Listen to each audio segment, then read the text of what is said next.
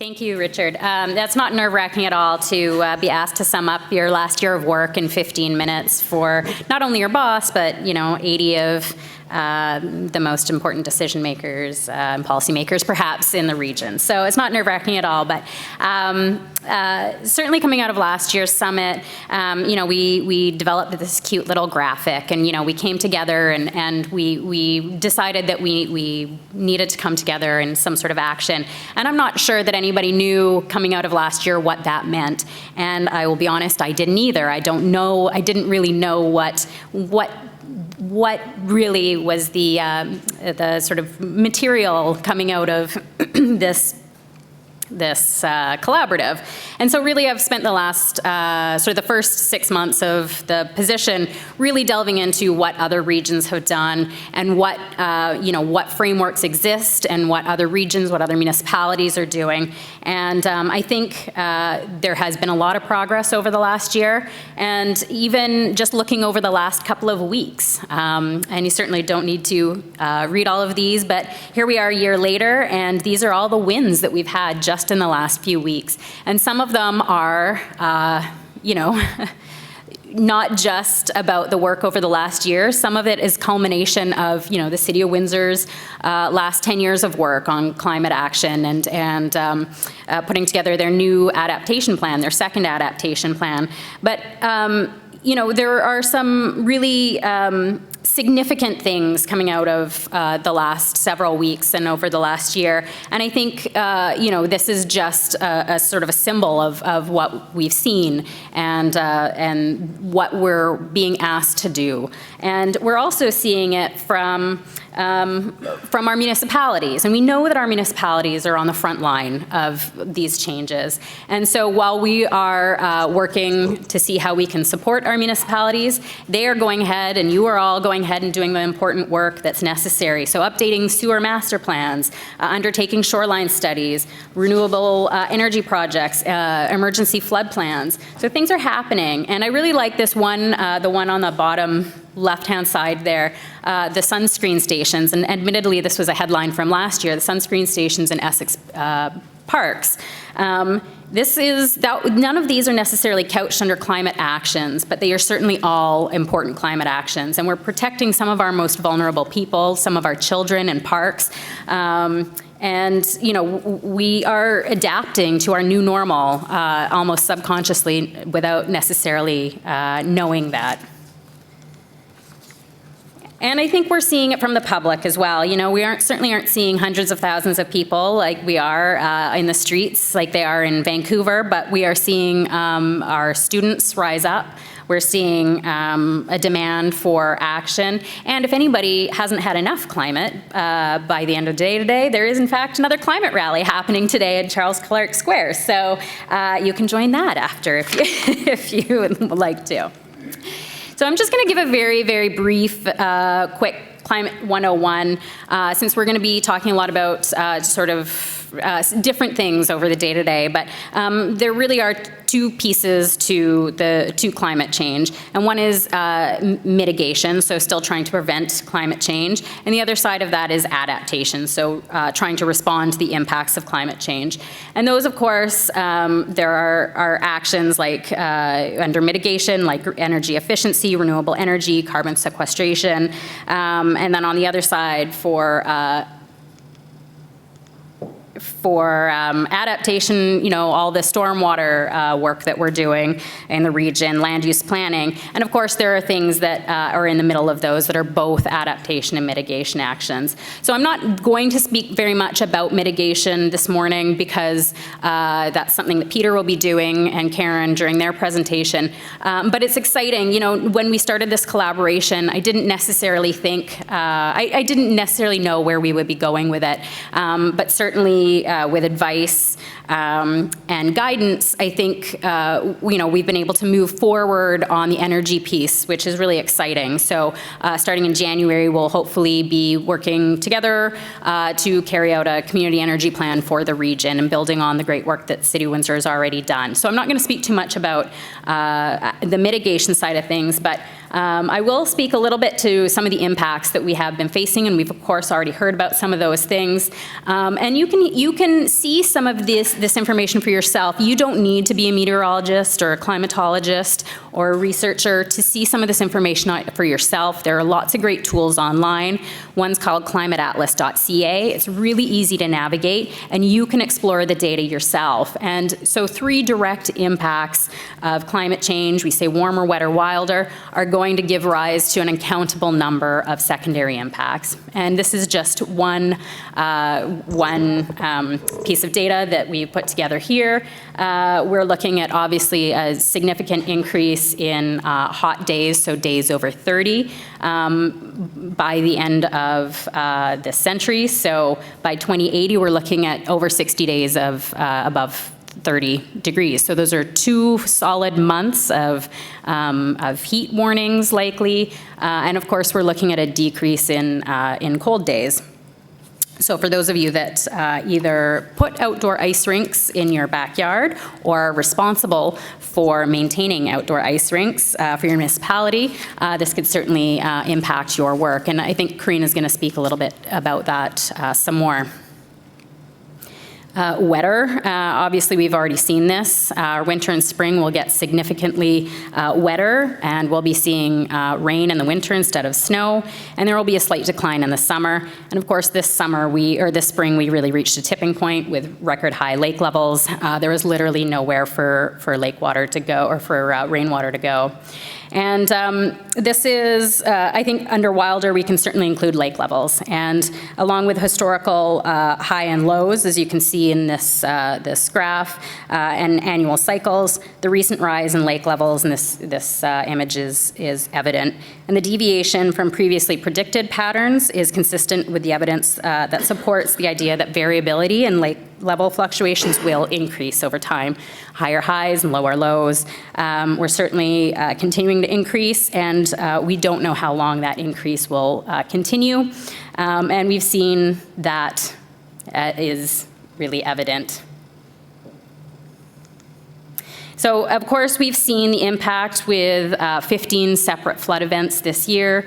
We've been under extended flood watch, and the lake level was so high that it exceeded thresholds for monitoring, predicting effects associated with wind speed and direction, duration. So we had extended flood warnings. And this is actually what it looks like, our extended flood warnings compared to previous years. Again, it's pretty evident that the number of days we've had under flood warnings or flood watches is significant. And when you overlay rainfall on top of that, the average monthly precipitation, you can see quite evidently why we've had such a hard year. Storm sewers were full of water, lake water in many cases, with little or if any capacity for rain. So, and you know, this isn't necessarily telling the whole picture, whole story, because a lot of that rain obviously fell in April and May this year. And we have seen those impacts across the region, you know, obviously from flooding and erosion, you know, which certainly I think our regulations team is tired this year. James is tired from extending flood watches and issuing flood watches. But there were impacts to our programs that really mirrored the impacts that we are seeing in the environment as well. So, you know, our agronomist couldn't plant corn at the demo farm this year, like many other farmers across the region. And we know that planting soybeans year after year isn't good for soil health. Our forestry team couldn't plant 20,000 trees this spring. They literally had to go in the garbage because they were moldy, because they couldn't get into fields to prepare the fields. It was a sad day at Erle. We all went to the shop and tried to rescue as many as we could and put them all in pots, and some of them survived. But you know, we know that we need to adapt our programs as well. And certainly our water quality team was on high alert for blue-green algae blooms all year this year as well. And we know that we saw a moderately severe bloom again this year. I'm not going to speak too much to the health impacts because it was somebody from the health unit down in Deep will be here this afternoon to speak a little bit to what we're seeing. But certainly our fast changing climate has been identified as a threat to both physical health, mental health.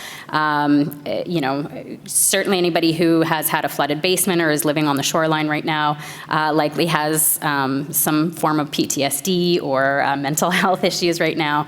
It's been challenging. So we know that we've got a lot to deal with and to support our residents and their own health.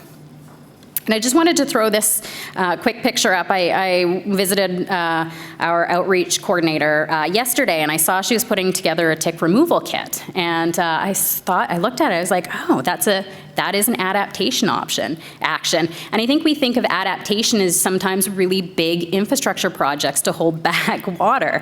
And sometimes they're, in fact, small actions that protect some of the most vulnerable people in our organizations or in our community, like summer students who work outside, and so preparing tick kits, things like that. So things that we need to look at and how can we roll that out to the rest of the region with our health unit. And obviously we'll have a significant impact on nature and ecosystems, warmer lakes, tributaries, and terrestrial ecosystems. We're looking at wetland loss, new invasive species, displacement and extirpation. Warming lakes will have an impact on aquatic species in many ways, including increasing algae blooms as we've seen. So it's something that we need to do as a region is start to address some of those unavoidable impacts. So what species and ecosystems are most vulnerable? Why are they vulnerable? Identify and target adaptation measures and identify adaptation options for our own restoration programs. So we're beginning to do some of that. And this little image on the screen is actually locations of species at risk, so endangered or threatened species. And what we can do is overlay how vulnerable they are to climate change. So they might not be able to tolerate drought, or they might not be able to tolerate a lot of rain in the spring. And then we can see where those hot spots are, and you can see that they're in fact, you know, where a lot of our natural areas are in the region. But this gives us an opportunity to start looking at, you know, adaptation actions like whether it's acquisition or restoration opportunities for those particular species or management actions for those species. And finally, on our restoration programs, you know, we know that tree migration capacity will be outpaced likely by our changing climate. And our forester has already mentioned, you know, he's seeing big old oak trees that are dying, and he thinks it's because it's too wet in the spring and too hot in the summer. So we're seeing, you know, the loss of these big trees. We know that the envelopes for our species are going to shift. What do we need to be planting now so that they survive in 50, 100 years? And where do we get the genetics from so that they're genetically adapted to our new climate? And so we're working with Forest Gene Conservation Association to look for those opportunities to go south and acquire that seed. So that our forests are resilient to the changing climate. And beyond that as well, I just wanted to throw up a slide of Paul in Windsor here. And we know that our trees in our municipalities are important as well. And the City of Windsor is undertaking tree inventories and looking for opportunities to increase tree canopy. And how can we do that across all of our municipalities as well and link these areas together?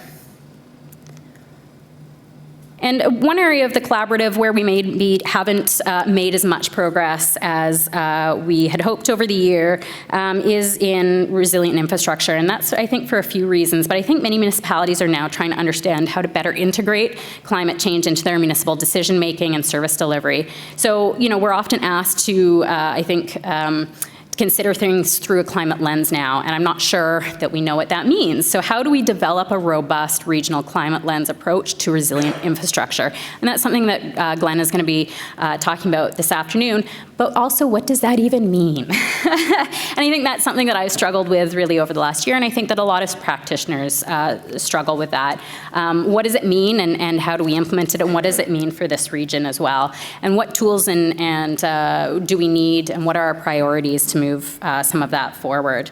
And, finally, I just also wanted to mention the ultimate question is, how can we then use some of this information we've gathered to guide our existing strategies and official plans, right? So we're moving from policy and assessing our species and biodiversity, or we're assessing the resiliency of our infrastructure and how that gets implemented into our stormwater guidelines, and then into things like our official plans, so that we are seeing a proactive and science-based policy outcome as well. And I've been still showing this slide for a while, and it wasn't until literally yesterday that I realized that I'm missing like a huge part of all of this. And Peter will speak to this during the community energy planning portion, but you need to be thinking about the implementation right at the beginning. So as we're doing these assessments, as we're looking at how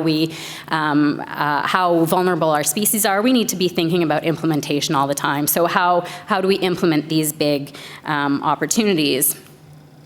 And, I think there's money on the table, money to be had, and we know that there is funding from the federal government for priorities on climate action. This is an image from their website. And their recent election platform included $3 billion for nature-based solutions. So I think there will be a lot of opportunity to make this region attractive for some of this money, especially if we have these plans in place. And I guess the other thing that we have been working on over the last year is that we know that you and our municipalities are really on the front line of this, and don't necessarily have the resources to take full adaptation, undertake full adaptation plans. So how can we assist our municipalities by bringing together the experts, whether it's through corporate energy planning or through emergency response or stormwater financing, or how you adapt your parks. So we're looking at taking a municipal workshop series over the next year. And, as we're working through this, the town of Essex is also working through an adaptation plan, and the city of Windsor is working through an adaptation plan. And I think there's certainly policy, and there's actions that can be worked into everybody's daily operations, or suggested, or considered. And so I think there's a lot of opportunity to work together and certainly share our expertise there. I keep saying I'm almost done. I've just got a couple things left here, and one of them is we have common problems across the region, and the City of Windsor, with their new adaptation plan, speaks strongly to increasing community knowledge on climate change, and that's obviously something that has happened, I think, a lot over the last year, and we need to continue to work towards that, all of us together. But there's really some specific messaging, and this was something that came up, I think, a year ago. Really, I think Karina mentioned this. Common messaging. We all need to do things like downspout disconnects. We all need to give our residents messaging on ticks and Lyme disease. So how do we do that, and how do we do that together? And I think the media, well, my sister told me last night, my sister works for CBC out in Vancouver, and she said, your personal nightmare is a thing of we've been talking about your personal nightmare today, which is all the study going out in Chatham, Kent, that made national news yesterday.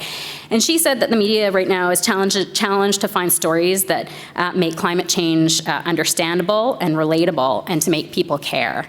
And that story coming out of Municipality of Chatham-Kent this week is reaching people. And I think our issues down here are reaching people across the country.